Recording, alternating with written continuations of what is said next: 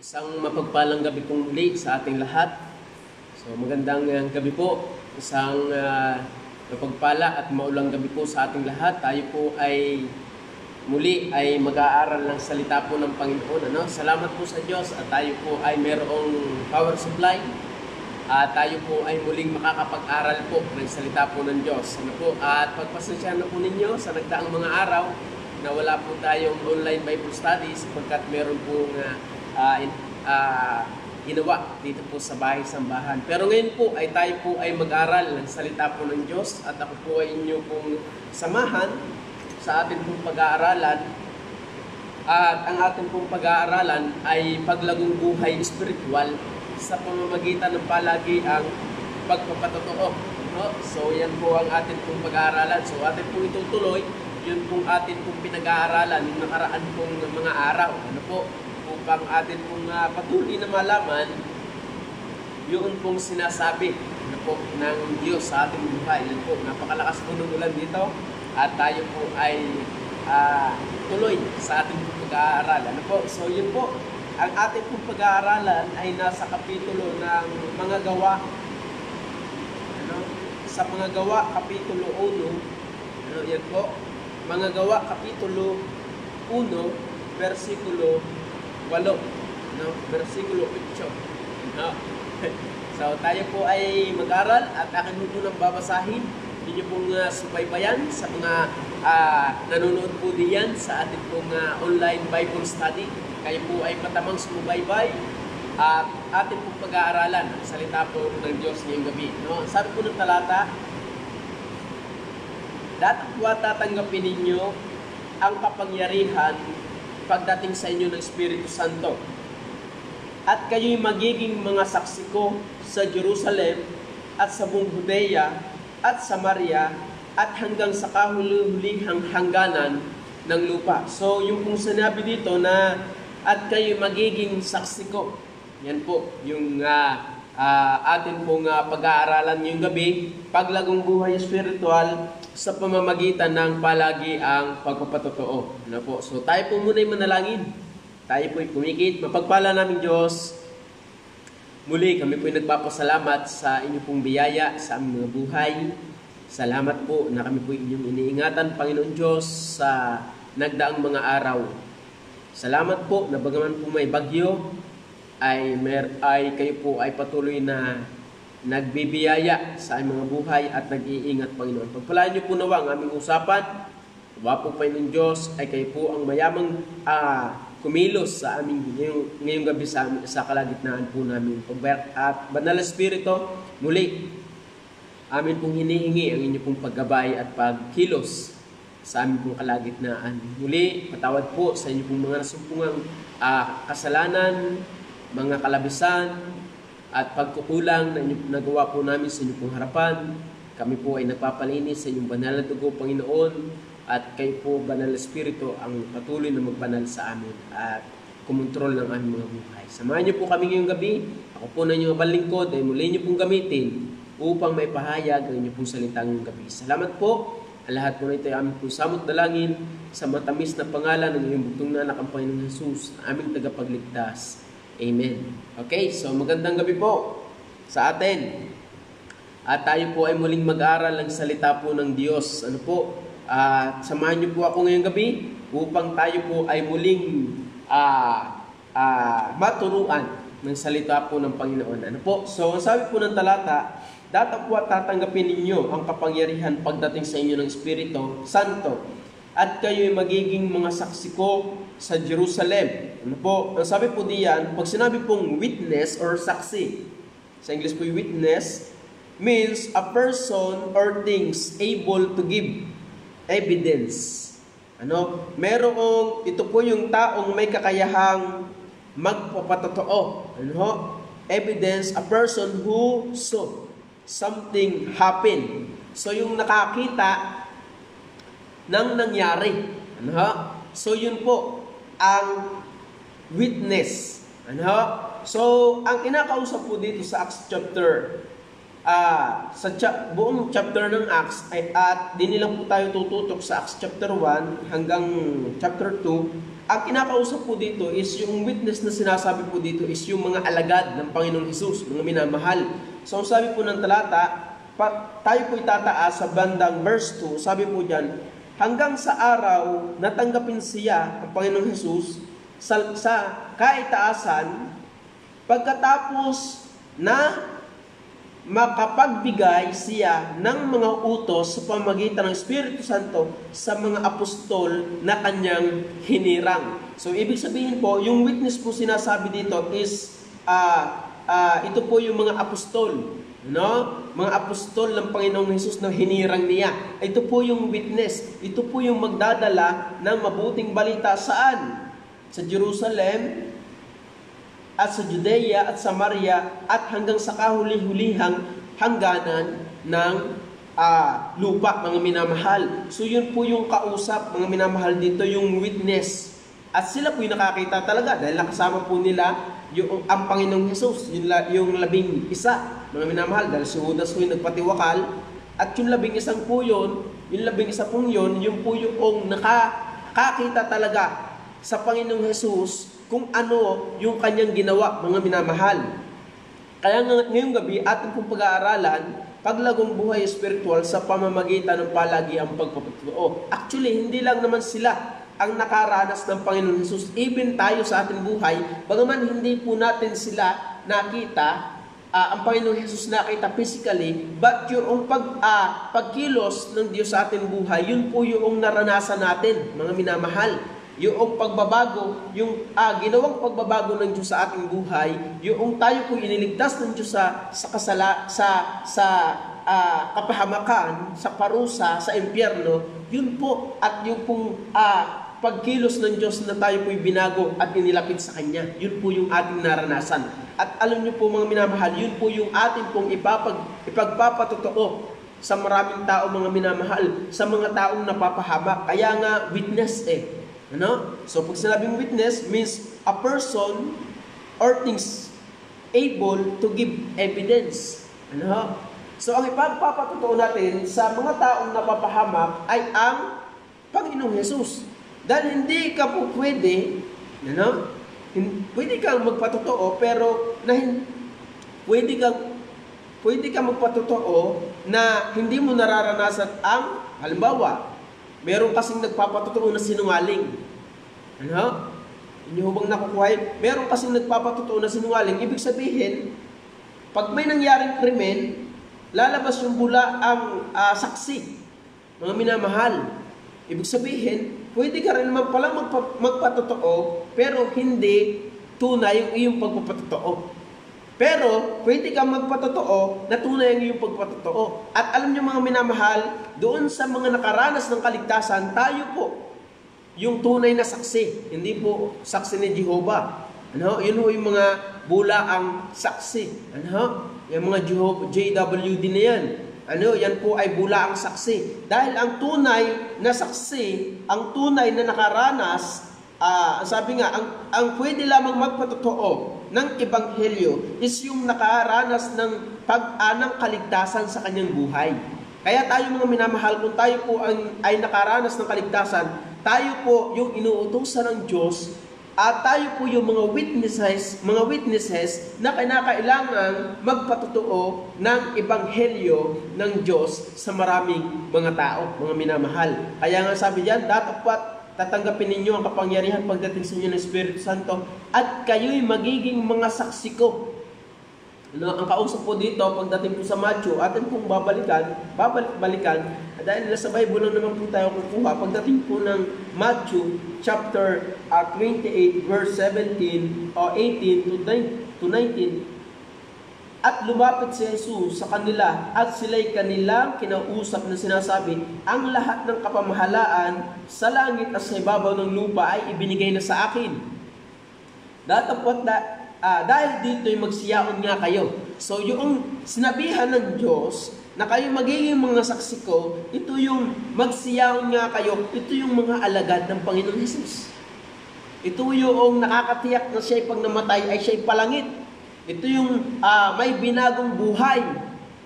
Ito yung nananampalataya ng Panginoong Hesus lamang ang tagapagligtas. Hindi po kasi pwedeng maging saksi yung sala. Kaya nga, pwedeng saksi, bula ang saksi. Pero ang tunay na saksi po, yung pong nakaranas ng tunay na kaligtasan. So, kaya yun po yung ating pag-aaralan ngayong gabi. Paglagong buhay espiritual sa pamamagitan ng palagiang pagpapatotoo. At ang ating pong ipagpapatotoo, sabi ko nga, is the Lord Jesus Christ, mga minamahal. Ang ating pong ipagpapatotoo ay ang Panginoong Jesucristo, hindi po kung sino-sino. Kaya mga minamahal, meron tayong persona na ipapakilala sa tao at hindi yun ikaw, hindi yun kayo. Ito po yung Panginoong Jesucristo, ang ating pong ipagpapatotoo. Kung ikaw ay nakaranas ng kanyang biyaya sa iyong buhay, ay dapat mong ipagpatotoo siya. Kaya nga sabi po dito ng talata, atin pong basahin na, sa verse 1, ang unang kasaysayan na ginawa ko, o Theophilo, ay tungkol sa lahat na pasimulang ginawa at itinuro ni Jesus. So yun po, nasabi, ginawa at itinuro ni Jesus. Ano pa sabi sa verse 2? Hanggang sa araw na tanggapin siya sa kaitaasan, pagkatapos na makapagbigay siya ng mga utos sa pamamagitan ng Espiritu Santo sa mga apostol na kanyang hinirang. Sabi ko nga, sinong makapagpapatotoo sa mga tao ng Panginoong Jesucristo? Ito yung makakapagpatotoo, sino? Who experience, sabi po dito, yung nakaranas ng Panginoong Jesus sa kanyang buhay. Sabi po ng talata, sabi, hanggang sa araw na tanggapin siya sa kaitaasan, pagkatapos na makapagbigay siya ng utos sa pamamagitan ng Espiritu Santo sa mga apostol na kaniyang hinirang. Sino yung makapagpapatotoo sa Panginoong Jesucristo? Ang makapagpapatotoo sa Panginoong Jesus sa mga tao ay yung naranasan mismo si Jesus Christ sa kanyang buhay.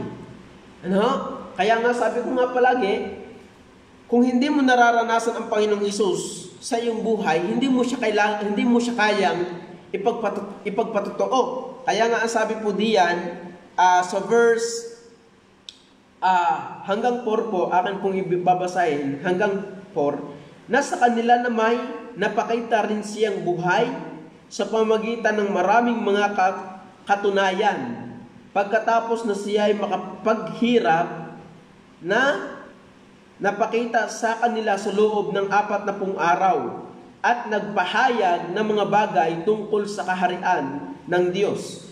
At palibhasa ay nakipagpulong sa kanila ay ipinag-utos niya sa kanila, sa mga alagad, na huwag silang magsialis sa Jerusalem kundi hintayin ang pangako ng Ama na sinasabi niyang narinig ninyo sa akin. Pagdating po ng verse 8, ito na po yun. Dato po tatanggapin ninyo ang kapangyarihan pagdating sa inyo ng Espiritu Santo at kayo'y magiging mga saksi ko sa Jerusalem at sa buong Judea at Samaria at hanggang sa kahuli-hulihang hangganan ng lupa. So, ang makapagpapatotoo lamang sa Panginoong Jesus ay yung nakaranas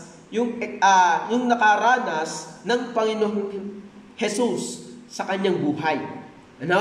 Kaya nga sabi ko nga po, kaya ko po na ipagpapatotoo ang Panginoong Jesus sa aking buhay sa mga tao dahil naranasan ko po ang paggawa ng Panginoong Jesus sa aking buhay. Naranasan ko po yung kaligtasan na binibigay ng Diyos doon sa mga taong nananampalataya at magsisisi ng kasalanan. Kaya hindi kaya po ng ibang relihiyon na magpatotoo sa pangalan ng Panginoong Hesus. Why? Dahil hindi talaga nila nararanasan ang Kristo na namatay doon sa krus ng Kalbaryo. Kaya nga sabi po diyan, ang sabi po dito, nasa kanila na may napakita rin siyang buhay sa pamamagitan ng maraming mga katunayan, pagkatapos na siya ay makapaghirap na napakita sa kanila sa loob ng 40 araw at nagpahayag ng mga bagay tungkol sa kaharian ng Diyos. Kaya, mga minamahal, ang ating ipagpapatuo sa mga tao ay ang Panginoong Hesus. Pero, hindi mo kayang maging witness ng Panginoong Hesus hanggat hindi mo siya nararanasan sa kanyang buhay, sa iyong buhay, mga minamahal. Hindi mo kayang ipagpatotoo ang Panginoong Hesus hanggat hindi mo siya nararanasan sa iyong buhay. Simple, Simple lamang, mga minamahal. Maging sa buhay pag-aaral, hindi mo kayang ipaliwanag ang realidad ng buhay nag-aaral hanggat hindi ka nag-aral dun sa talagang paaralan. Hindi mo kayang ipaliwanag ang realidad ng pagiging mekaniko hanggat hindi mo nararanasan yung pagiging mekaniko. So, ganun din sa buhay pagpapatotoo sa Panginoong Hesukristo. Hindi mo kayang maipagpatotoo sa mga tao ang Panginoong Hesus hanggat hindi mo siya nararanasan sa iyong buhay.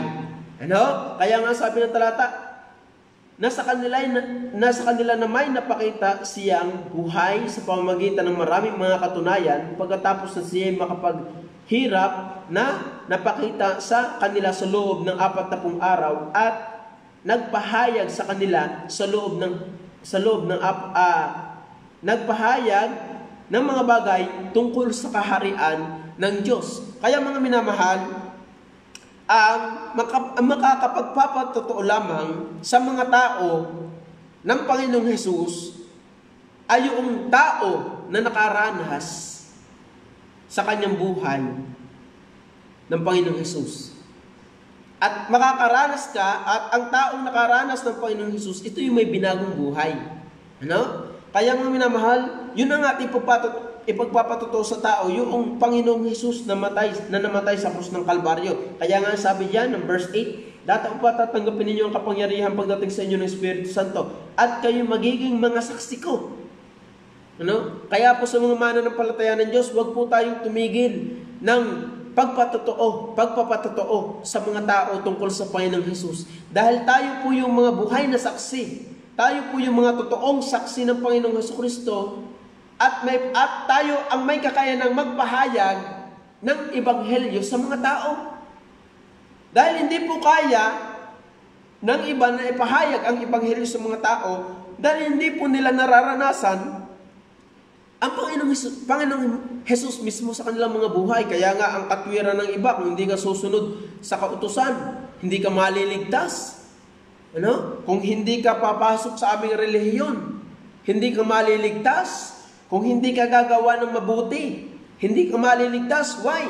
Dahil hindi talaga yung realidad ng kaligtasan ay hindi talaga nila nararanasan. At yung gumawa ng kaligtasan ay walang iba kundi ang Panginoong Hesus mismo.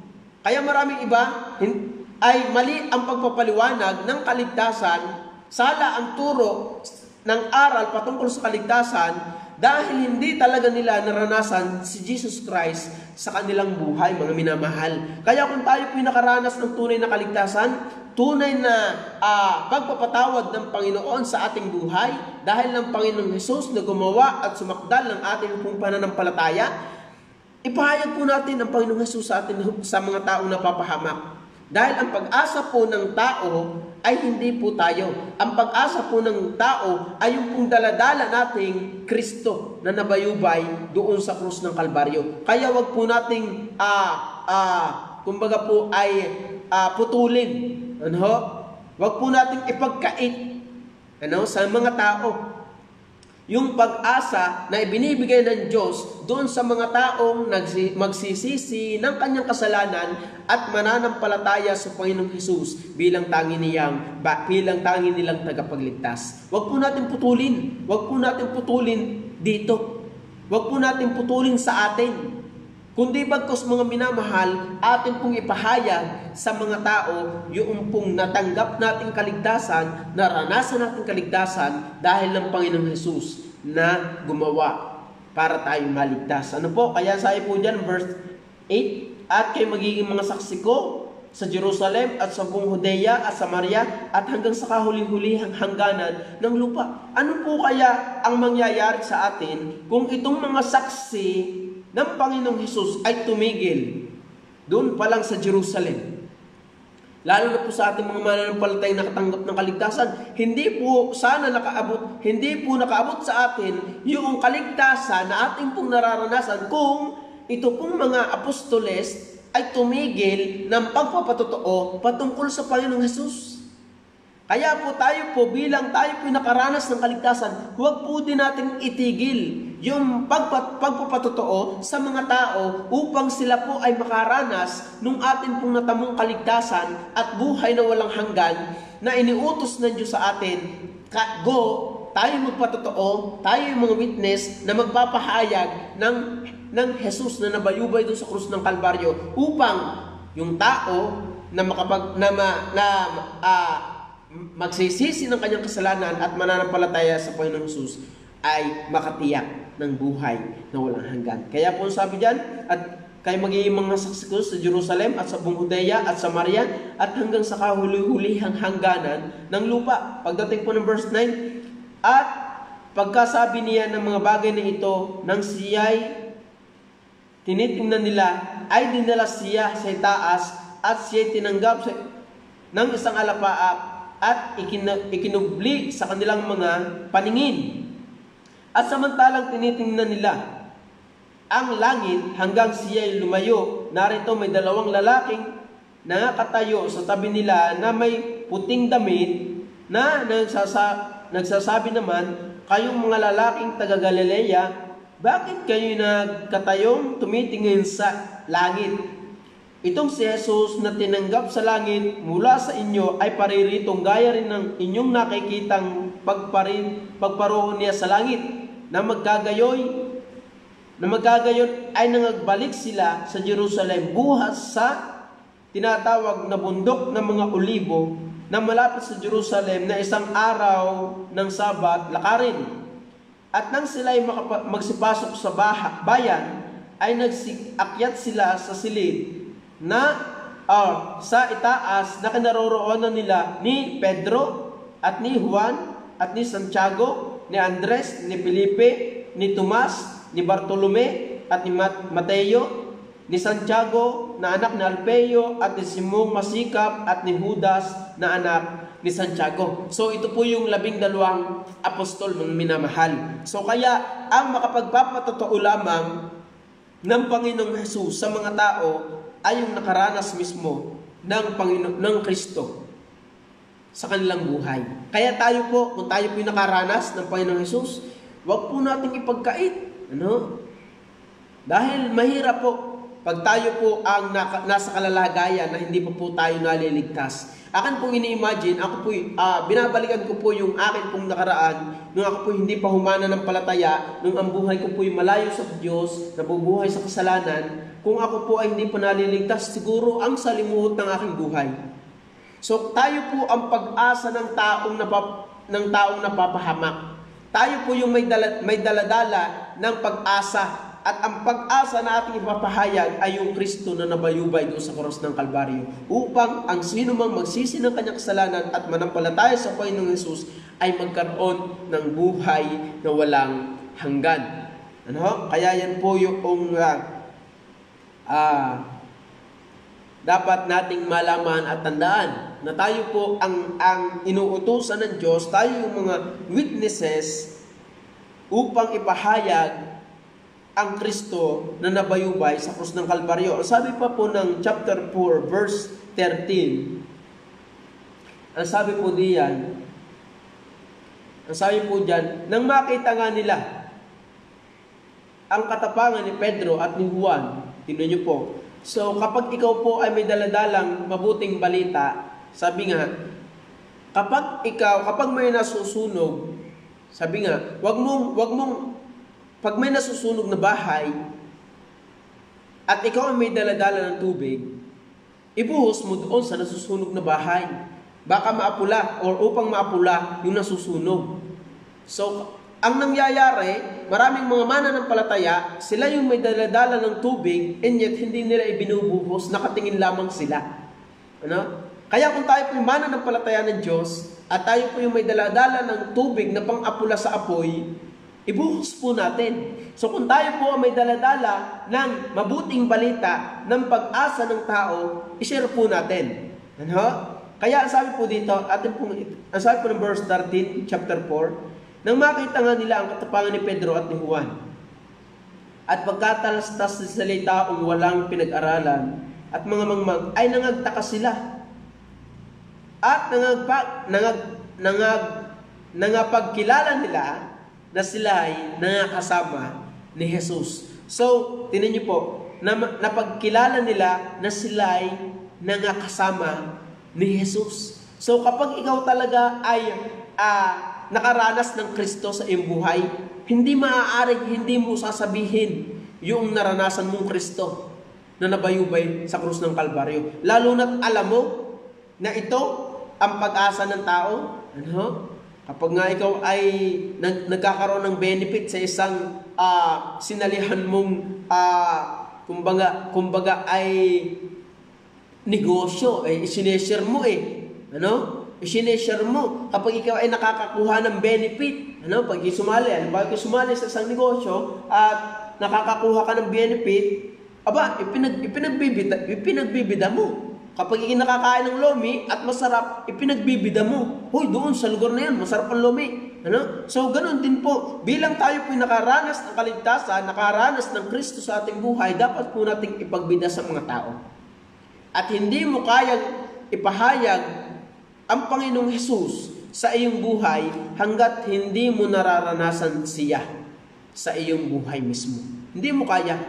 Ano? So, ang may kakayanan lamang na makapagpahayag ng Kristo na nabayubay dun sa krus ng Kalbaryo sa mga taong napapahamak ay yung nakaranas ng Kristo na nabayubay doon sa krus ng Kalbaryo upang tayo ay magkaroon ng buhay na walang hanggan.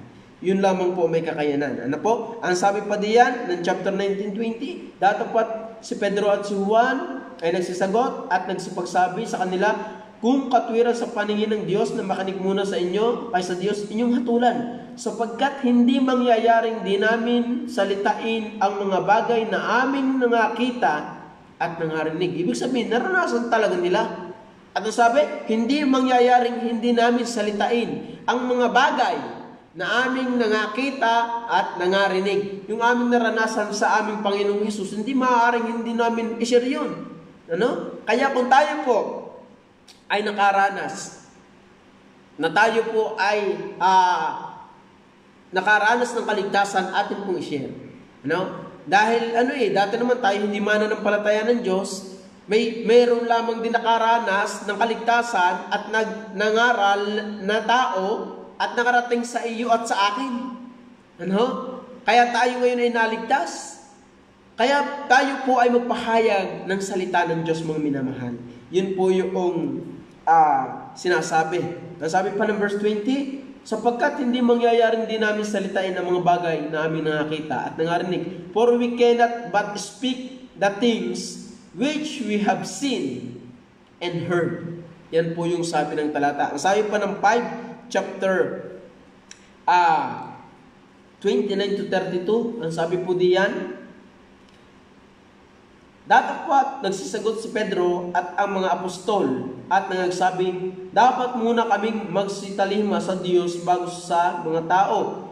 Ibinangon ng Diyos ang ating mga magulang. Sabi po ng talata, ibinangon ng Diyos ng ating mga magulang si Jesus na siya ninyong pinatay, na ibinitin sa isang punong kahoy. Siya'y pinadakila ng Diyos ng kanyang kanang kamay upang maging prinsipe at tagapagligtas, upang magbigay ng pagsisisi sa Israel at kapatawaran ng mga kasalanan. at kami mga saksi. Ang sabi po, and we are His witnesses. Yan po yung sabi. Ang sabi po, and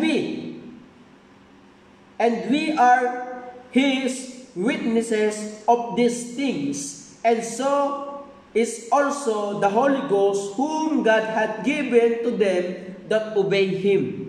Ano? Sabi po ng talata, at kami mga saksi ng mga bagay na ito, at gayon din ang Espiritu na siyang ibinigay ng Diyos sa nagsisitalima sa Kanya.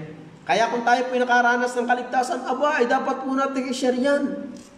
Kung tayo po'y nakaranas ng Kristo, kung tayo po'y nakaranas ng pagbabago ng ating buhay dahil ng Panginoong Hesus, kung tayo po'y nagkaroon ng pag-asa, kung tayo po'y nagkaroon ng kapatawaran ng ating kasalanan, i-share po natin ito sa mga tao. At ang i-share po natin ay ang Kristo na nabayubay doon sa krus ng Kalbaryo, mga minamahal. Kaya ako po'y ako'y duda sa mga tao, sa Kristiyano daw, na walang burden sa pagpapahayag ng ebanghelyo sa mga tao.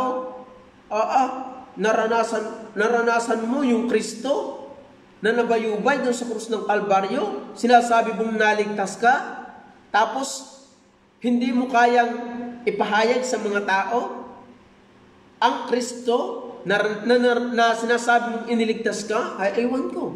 Ay ari nga, ang mga apostol, nung naranasan nilang Panginoong Hesus at inutusan sila ng Panginoong Hesus maging witness, sabi nila sa verse 4, chapter 4 verse 20, sapagkat hindi mangyayaring di namin salitain ang mga bagay na aming nakita at nangarinig. Ano? Pagdating dito sa verse 32 ng chapter 4, verse 32, at chapter 5, verse 32, at kami mga saksi ng mga bagay na ito, at gayon din ang Espiritu na siyang ibinigay ng Diyos sa nagsisitalima sa Kanya. Ano? Kaya mga minamahal, yun po yung sinasabi ng Diyos. Kung ikaw ay nakaranas ng kaligtasan, kung tayo nakaranas ng kaligtasan, tayo po yung tunay na saksi na magpapahayag ng mabuting balita sa mga tao. Dahil hindi po kaya ng ibang mga tao, yung hindi ligtas na tao na magpatotoo ng ebanghelyo dahil hindi nga nila nararanasan ang Panginoong Hesus na nabayubay doon sa krus ng Kalbaryo. Ano? Kaya nga yung tao na may relihiyon, hindi kayang ipahayag na ang Panginoong Hesus lamang ang tagapagligtas. Why? Dahil hindi talaga nila naranasan ang Kristo na nabayubay doon sa krus ng Kalbaryo. Kaya yan po yung sinasabi ng talata. So, kung tayo po ay naligtas sa biyaya ng Diyos, nakatiyak ng buhay na walang hanggan pag namatay ipalangit, we are the witnesses of the Lord Jesus Christ. Ano? Sabi po ng talata sa verse 8, datapwat tatanggapin ninyo ang kapangyarihan pagdating sa inyo ng Espiritu Santo at kayo'y magiging mga saksi ko. Ano? And ye shall be witnesses unto me. Yan po yung sabi ng talata. And sabi po ng talata, and ye shall be witnesses unto me. So kung tayo pinakaranas ng kaligtasan, ang ipagpapatotoo po natin sa mga tao is the Lord Jesus Christ, hindi ang iyong sarili. Dahil walang makukuhang magaling ang mga tao sa iyong sarili. Maging sa akin. Ano? Kundi ang Panginoong Hesus na nabayubay doon sa krus ng Kalbaryo. So, sino yung makapagpapatotoo sa mga tao? Yung nakaranas ng Kristo sa kanyang buhay. Ano?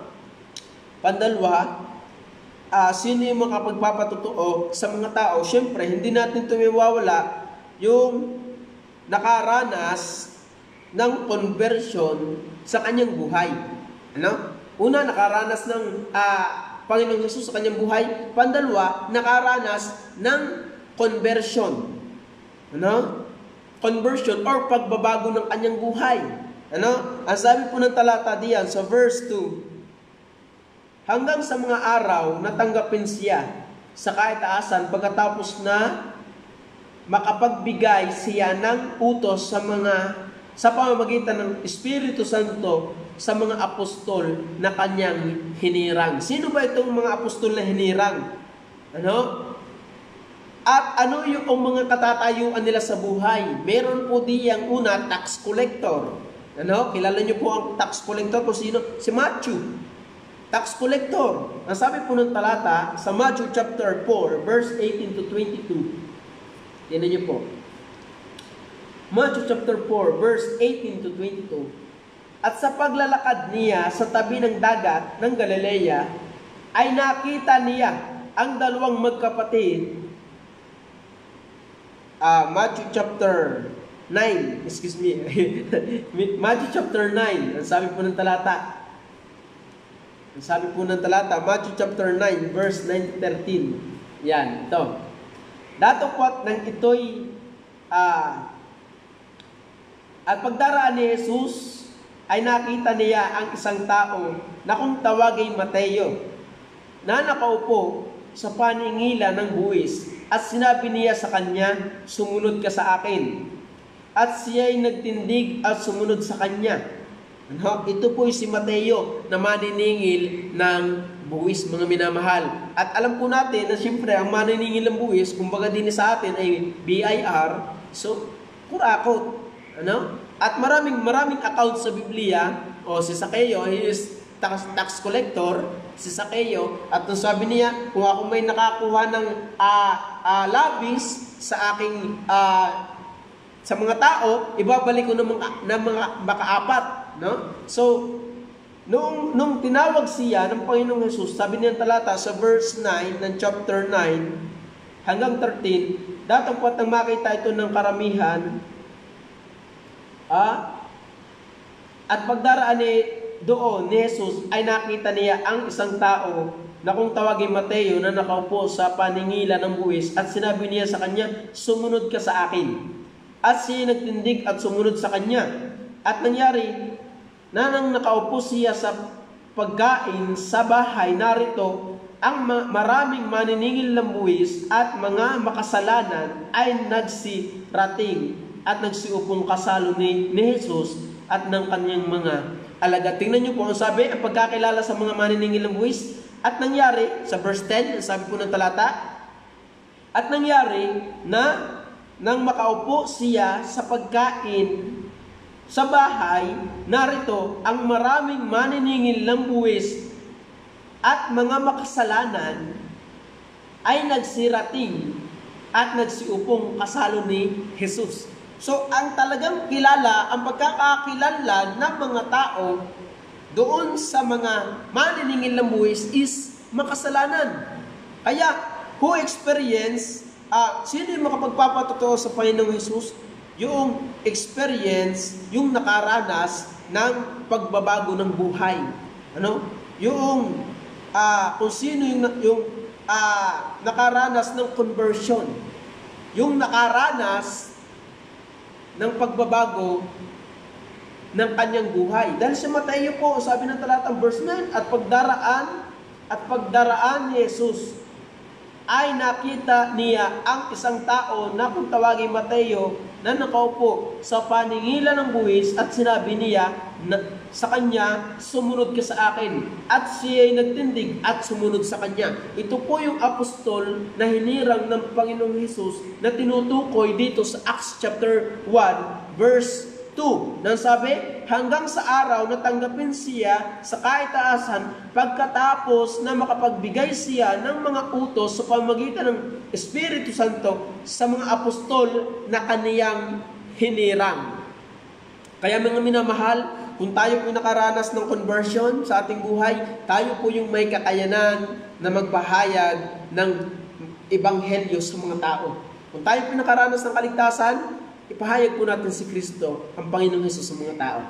So, si Mateo ay taong makasalanan. Nung siya ay nakaranas ng kaligtasan, ito po yung naging witnesses pagdating sa chapter 8. Ito po yung, ang sabi po ng talata, at kayo'y magiging mga saksi ko sa Jerusalem at sa buong Judea at Samaria at hanggang sa kahuli-hulihang hangganan ng lupa. So mga minamahal, kung tayo po'y ligtas, kung tayo po'y nakaranas ng conversion or pagbabago ng buhay, tayo po yung witnesses. Tayo po yung may dala ng mabuting balita sa mga tao. Tayo po yung may dala ng pag-asa sa mga tao kung sila po yung magsisisi ng kanilang kasalanan at mananampalataya sa Panginoong Hesus bilang tanging nilang tagapagligtas. Kaya wag po nating itigil sa atin yung pag-asa na ibinibigay na sinabi ng Diyos sa ating ipahayag ninyo sa mga tao. Ano po? Yan po yung sinasabi ng talata. Ano po? Ano po pong sabi? Ano po? Una, tax collector. Pandalawa, fishermen. Ano? So, kilala po natin yung mga fishermen na yan. Ano? Sabi po ng Matthew chapter 4. Ano sabi po dito ng talata? Fishermen. Matthew chapter 4 verse 18. Ito na po yung aking binabasa kanina. At sa paglalakad niya sa tabi ng dagat ng Galilea, ay nakita niya ang dalawang magkapatid, si Simon na tinatawag na Pedro at si Andres na kaniyang kapatid, na inihuhulog ang isang lambat sa dagat, sapagkat sila yung mga mamamalakaya o fishermen.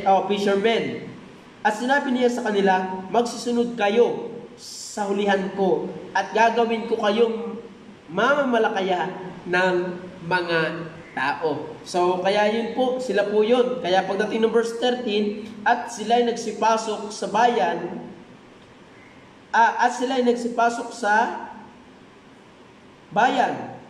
ay nagsiakyat sila sa silid, sa itaas na kinaroroonan nila ni Pedro, si Peter, fisher of men. Sila ay nakaranas ng pagbabago sa kanilang buhay dahil ng Panginoong Jesus. Sila ay ginawang, pagdating ng verse 2, alagad. So yung makakaranas ng yung nakaranas ng conversion, yun yung saksi or witnesses. At kapag hindi ka pa nakakaranas ng pagbabago ng buhay, hindi mo kayang ipahayag ang Panginoong Hesus bilang Diyos at tanging tagapagligtas. So yan po yung sinasabi po ng talata, mga minamahal po naming taga-subaybay. Yun po yung katotohanan. Pandalawa, under po ng experience conversion. At sino yung mga yon? Una, tax collector. Ito po yung mga kanilang mga occupation or trabaho na makasalanan, nakaranas ng conversion. Tax collector, fishers of men, letter C, doctor. Ang doktor po diyan na tinutukoy is si Luke. Ang sabi po ng Colossians chapter 4 verse 14. Ang sabi po dito ng talata,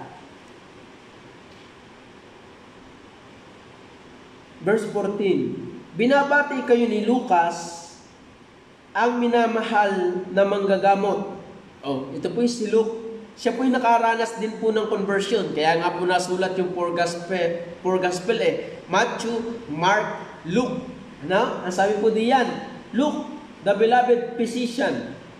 He is a doctor, physician. Manggagamot. Yan po yung nakaranas ng conversion. At isa pa, ang sabi pa diyan, nung nakaranas ng conversion is Apostle Paul. He is a lawyer.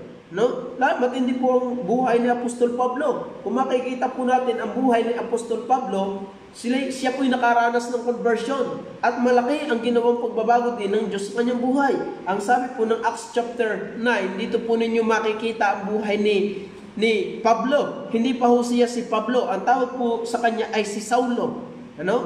Siya po ang isa sa nagtulak na patayin si Stephen sa chapter 5. Sa chapter, kung ako hindi nagkakamali, sa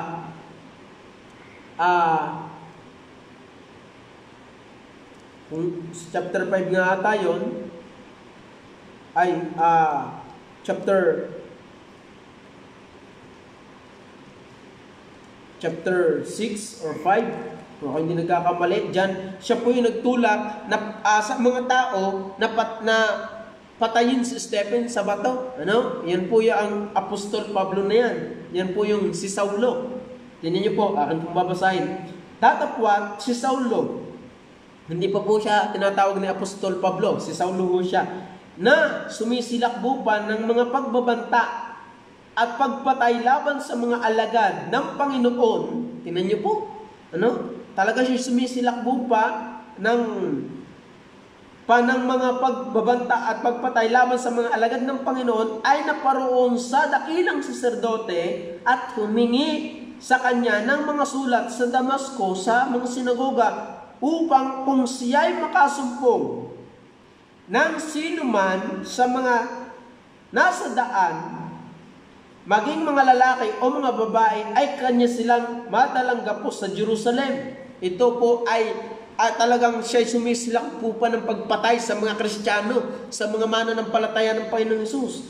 At sa kanyang paglalakad ay nangyari, siya'y malapit sa Damasco at pagdakay nagliwanag sa palibot niya ang isang ilaw mula sa langit at siya'y nasubasob sa lupa at nakarinig ng isang tinig na sa kanya'y nagsasabi, Saulo, Saulo, bakit mo ako pinag-uusig? At sinabi niya, sino ka baga, Panginoon? At sinabi niya, ako'y si Jesus na iyong pinag-uusig. Ngunit magtindig ka. Ang sabi po diyan sa English maganda, and he said, who art thou, O Lord? And the Lord said, I am Jesus, who thou persecutest. It is hard for thee to kick against the prick. The prick. Ang sabi diyan, at sabi, mahirap daw kung sumipa sa dulo ng sibat. Pagdating ng verse 6, and he trembling and astonished and said, Lord, what wilt thou have me to do? And the Lord said unto him, arise and go into the city, and it shall be told thee what thou must do. So dito po nangyayari na sa chapter 9 na ito, dito po niya na-encounter ang Panginoong Hesus sa kanyang buhay at dito po siya nabago. Kaya po pagdating ng verse 15, datapwat sinabi sa kanya ng Panginoon, inutusan si Ananias na pumaroon sa bahay na yon, nandoon, dahil si Saulo'y nandoon. Ang sabi, datapwat sinabi ng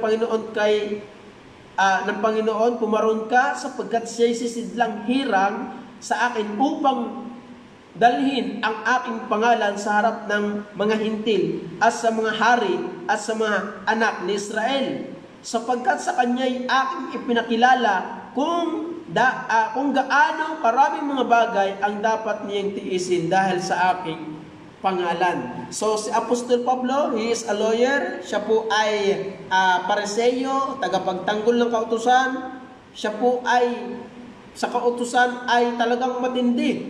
Pinagpapatay niya yung against sa kanilang aral. Pero nung nakilala niya ang Panginoong Hesus, ang sabi nga niya sa Acts chapter 20 verse 24, but none of these things move me, neither count I my life thereunto myself, so that I might finish my course with joy in the ministry which I have received to the Lord Jesus, to testify the gospel of the grace of God. Yun po yung kanya pong, nung naranasan po niya ang Panginoong Hesus, hindi niya alintana kahit may persecution nangyayari. Dahil ang sabi ng chapter 9, verse 16, sapagkat sa kanya'y aking ipakikilala kung gaano karaming mga bagay ang dapat niyang tiisin dahil sa aking pangalan. Kaya kung tayo po nakaranas ng conversion, pagbabago ng buhay, ay dapat po natin ipahayag si Kristo. By hook or by crook. Sabihin niya atin po ipahayag ang Panginoong Hesus sa mga taong napapahamak dahil ang pag-asa po ng tao ay hawak-hawak natin. At ang pag-asa ng tao ay yung ating daladala, yung ating sinampalatayanan, at ito'y ang Panginoong Hesus na nabayubay doon sa krus ng Kalbaryo, mga minamahal. Kaya yan po, sino makapagpapahayag or makapagpapatotoo sa mga tao? Yung nakaranas mismo ng Panginoong Hesus, ng Kristo sa kanyang buhay. At kung tayo po nakaranas ng Kristo sa ating buhay, wag po tayong mahiya.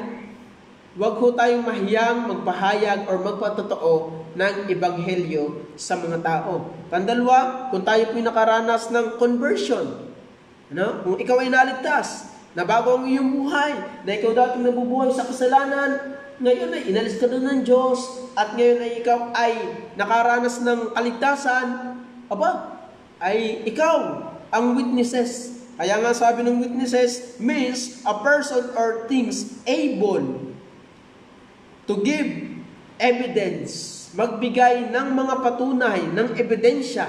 So tayong nakaranas ng kaligtasan, may kakayanang tayong magbigay ng ebidensya na ang Panginoong Hesus ang pag-asa ng mga napapahamak. Kaya a person who saw something happen. Saksi. A person who take ang sabi dyan, oath to tell the truth in a court of law.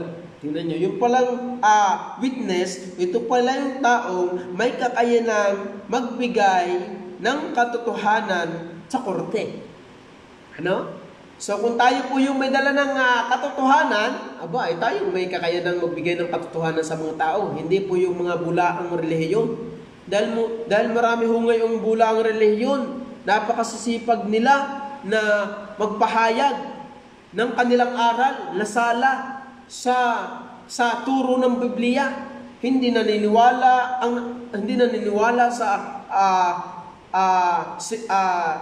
sa kaligtasan, na ang kaligtasan ay hindi nawawala.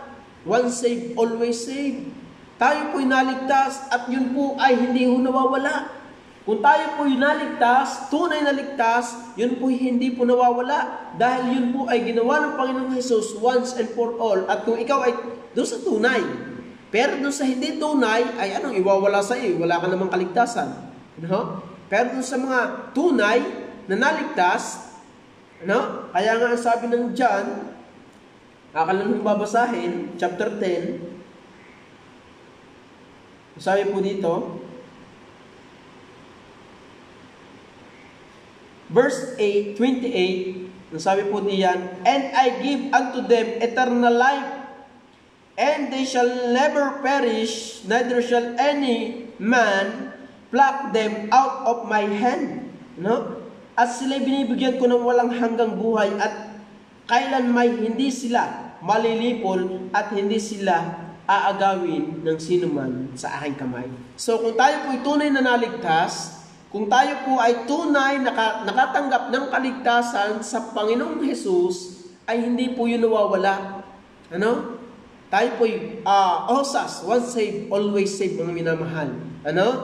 Kaya kung tunay ang naranasan mo yung kaligtasan, hindi po yun nawawala. But kung ikaw naman ay nagliligtas-ligtasan, sinasabi mo nakaranas ka ng kaligtasan, at hindi naman pala totoo, ayun ho ay hindi ho nawawala, sadyang wala.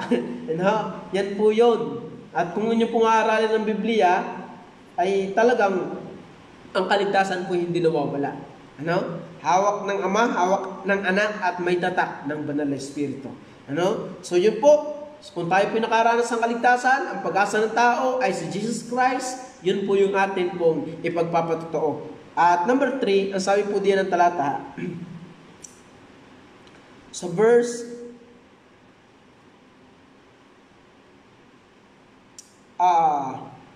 nasaan na yun? Verse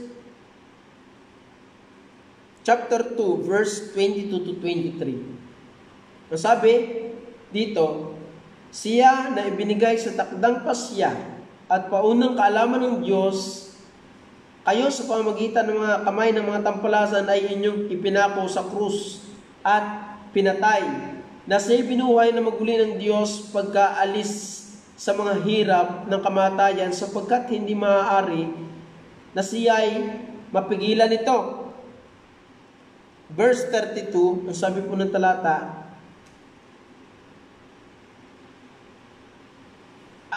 ang Jesus na ito'y binuhay na maguli ng Diyos, at tungkol dito ay mga saksi kaming lahat. Ibig sabihin, who experience, ang sabi, una, sino yung makapagpapatotoo? Yung nakaranas ng Kristo sa kanyang buhay.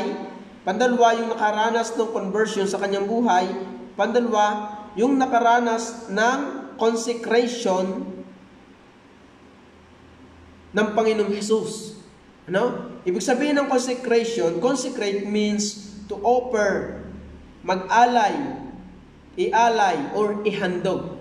So, ang aking pinupunto rito mga minamahal, yung nakaranas ng consecration, yung naranasan natin na inialay ng Panginoong Hesus ang kanyang buhay para sa atin.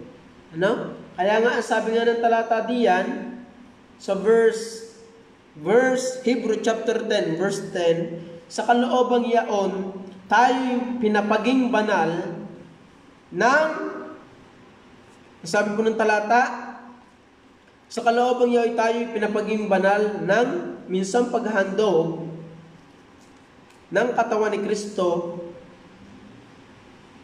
Sa kaloobang yaoy tayo pinapaging banal sa pamagitan ng paghahandog ng katawan ni Kristo, at ito'y minsan at magpakailanman, by which we are sanctified through the offering of the body of Jesus Christ once and for all.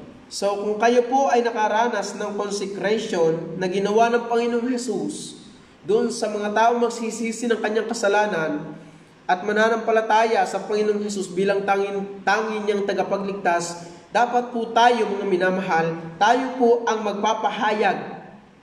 Ano? Ipahayag po natin yung atin pong naranasang paghahandog ng Panginoong Hesus ng kanyang buhay dahil sa atin.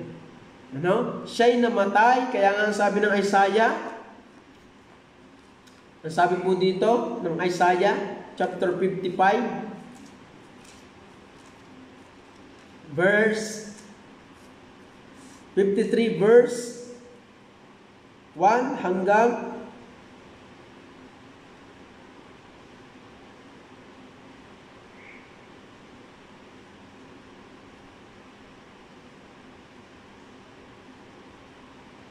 hanggang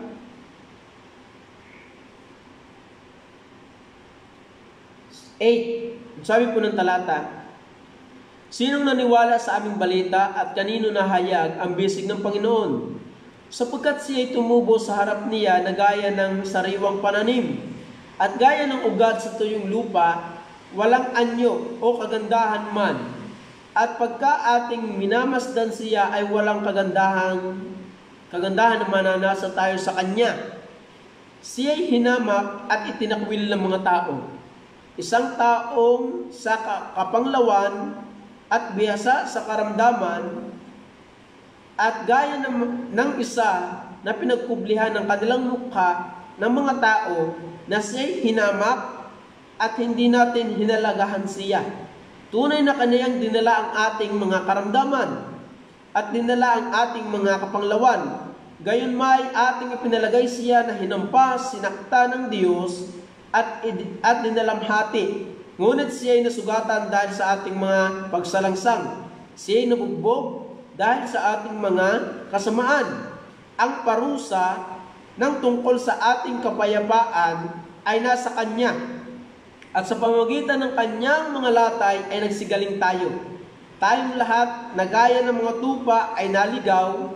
Tayo ay tumungo bawat isa sa kani-kaniyang sariling daan, at pinasan sa Kanya ng Panginoon ang kasamaan nating lahat. Siya'y napighati, gayon man nang siya'y dinalamhati ay hindi nagbuka ng kanyang bibig, gaya ng kordero na dinadala sa patayan, at gaya ng tupang nasa harap ng manggugupit, sa kanya ay pipi. Gayon may hindi niya binuka ang kanyang bibig. Sa pamagitan ng kapighatian at kahatulan ay dinala siya, at tungkol sa kaniyang lahi, sino sa kanila ang gumunita, na siya'y nahiwalay sa lupain ng buhay, dahil sa pagsalangsang ng aking bayan ay nasaktan siya. So yun po ay patungkol sa Panginoong Jesus. Siya po ay Diyos na nagkatawang tao. Siya po ay nung nagkatawang tao, ginawa po niya ang kalooban ng Ama, ng Diyos, at siya'y sumunod, naging masunurin hanggang sa kamatayan, sa kamatayan sa krus, upang tayo po ay magtamo ng buhay na walang hanggan. Upang kung sino man po ang magsisisi ng kanyang kasalanan at mananampalataya sa kanya, ay makatiyak ng buhay na walang hanggan pag tayo po pag namatay ay palangit. Kaya mga minamahal, sino po yung makapagpapatotoo sa mga tao patungkol sa Panginoon Jesus? Una, yung nakaranas ng Kristo sa kanyang buhay, yung nakaranas ng conversion sa kanyang buhay, yung nakaranas ng consecration sa kanyang buhay. At number 4, ang sabi po ng talata sa Acts chapter 1, verse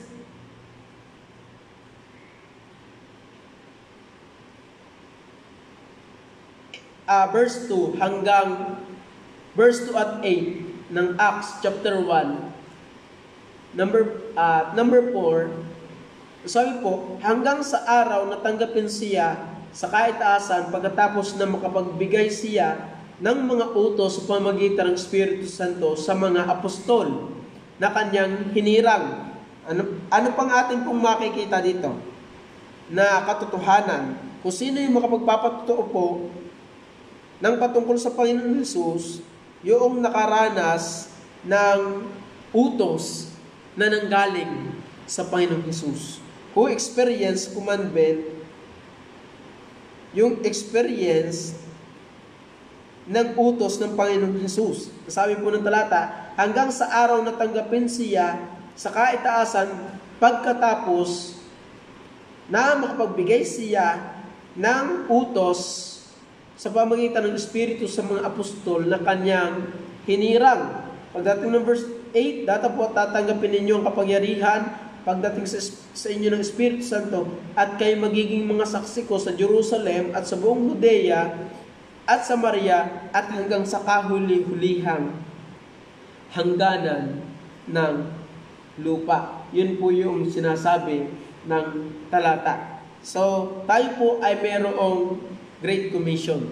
Mayroong utos po sa atin ng Diyos. At ang utos po natin ng Diyos, sa atin ng Diyos, tayo ay humayo at ipangaral. Matthew chapter 28, go and preach the gospel, teach them. Ano? So yun po yung sinasabi ng talata. Kaya po mga minamahal, yung pong atin pong pinag-aralan ngayong gabi ay sino ang makapagpapatotoo ng patungkol sa Panginoong Jesus. Una, yung nakaranas ng Panginoong Jesus mismo sa kanyang buhay. Pandalawa, yung nakaranas ng pagbabago or ng conversion sa kanyang buhay. Pantatlo, yung nakaranas na pag-alayan ng buhay ng Panginoong Jesus mismo, yung consecration. At pangapat, yung nakaranas mismo ng utos ng Panginoon. Ano? So, kaya kung tayo po nakaranas na tayo po'y ligtas, ikaw ang inuutusan ng Diyos na magpahayag ng mabuting balita sa mga tao. Kaya kung tayo po mga mananampalataya ng Diyos, tayo po yung inuutusan. At huwag po nating putulin yung pag-asa ng mga tao na binigay ng Diyos sa atin upang ipahayag sa kanila. Ang pag-asa po nila ay ang Panginoong Jesus. Ang pag-asa po ng mga tao, yung Kristong nagkatawang tao na nabayubay doon sa krus ng Kalbaryo upang tubusin ang kasalanan ng tao, ng sino mang mananampalataya sa Kanya. Kaya mga minamahal, ang panawagan ng po ng Diyos, tayo po ay palagi ang magpatotoo dahil tayo po ang saksi tayo po yung mga witnesses na sinasabi ng Diyos sa Biblia. Hindi lamang yung mga apostol, nakaabot po din dito sa atin. At tayo po yun. Tayo po yung, ang ating pong aral ay tama according to the Bible. At yung mga saksi or mga pagpapatotoo patungkol sa Panginoong Jesus ay nakaranas ng Panginoong Jesus mismo sa kanyang buhay. Nakaranas ng pagbabago sa kanyang buhay, conversion. Nakaranas ng consecration at nakaranas ng commandment of God. Ano? So kaya tayo po mga mananampalataya, tayo pong naligtas sa biyaya dahil ang Panginoong Jesus na nabayubay sa krus ng Kalbaryo na gumawa at sumakdal ng ating kaligtasan, tayo po magpahayag ng mabuting balita. So, yun po. At dyan po muna tayo nagtatapos. Tayo po muna yung manalangin. Muli, mapagpala namin Diyos. Salamat po sa inyong pong biyaya. Pagpalain niyo po nawa ang aming po na pag-aralan. Salamat po sa mga katotohanan na inyong pong ibinigay sa amin. Nawa po Panginoon Diyos ang inyong pong salita ang patuloy na amin pong basihan at aralin sapagkat dito po namin malalaman yung mga katotohanan na ituturo po namin sa mga tao patungkol sa Panginoong Jesus. Pagpalain niyo po nawa ang bawat nakapakinig. Pagpalain niyo po nawa ang bawat isa. Nawa po Panginoon Diyos ay kilusin niyo po ang bawat puso ng nakapakinig Panginoon. Nawa po Panginoon ay kayo po ang patuloy na magpala at magbigay ng biyaya sa bawat isa. Tulungan niyo po kami at ingatan niyo po kami Panginoon Diyos sa gabing ito na daraan at nawa o Diyos ay masarap na pagtulong ngayong gabi Panginoon. Purihin po kayo at salamat po sa gawain na hagapan ng Panginoon Diyos. At ang lahat po nito ay aming po samang dalangin sa pangalan ng Panginoon Jesus. Amen. So salamat po sa inyong lahat. At bukas po ulit, kung luloobin po ng Panginoon, ay tayo po ay may online Bible study. Kami po ay inyong pong samahan bukas po ulit. Salamat po at God bless po sa inyong lahat.